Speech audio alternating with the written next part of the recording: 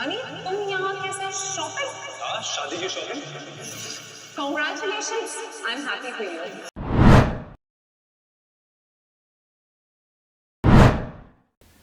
Mambo vipi Mtanzania popote pale ulipo? Leo tunaendelea na season yetu ya Janak, na leo tupo msimu wa pili, yani maana yake tupo katika season 2, na hii ni episode ya 302, na tunasonga kujua muhafaka wa Haljuni pamoja na Janaki, na leo ninakusogezea hili uweze kutazama kwa ufupi zaidi kuhusiana na season yetu pendwa ya Janaki. Hebu tutazame, na usisahau kusubscribe channel yangu ili uwe unapata update za kila siku.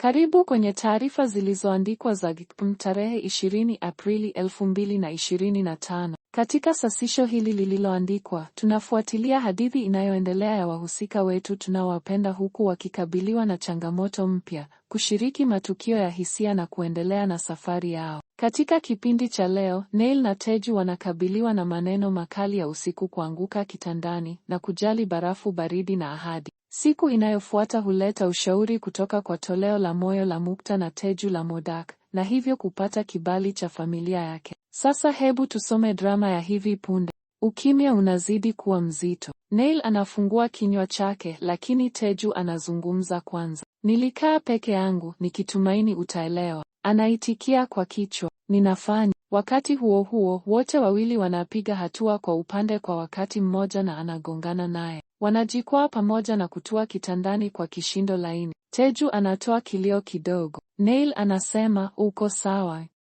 Kabla hata mmoja hajajibu, mlango unafunguka. Rituraj anaingia ndani, macho yake yakiangaza. Pole kwa kuvunja wakati wako wa kimapenzi, anasema huku akicheka. Anaingia mfukoni na kuchomoa kipande cha vidonge. Uliuliza hizi, Teju? Teju anasugua paji la uso wake. Sihitaji hizo. Neil anakaa. Sahau vidonge. Kupumzika kidogo kutamsaidia. Rituraj anakunja nyusi. Pumzika hakika. Anaondoa vidonge na kuondoka chumbani kwa tabasamu la mwisho. Teju amejilaza kitandani, ameshika kichwa chake. Inahisi kama itagawanyika, anasema. Neil anatikisa kichwa. Ungependa dawa sasa?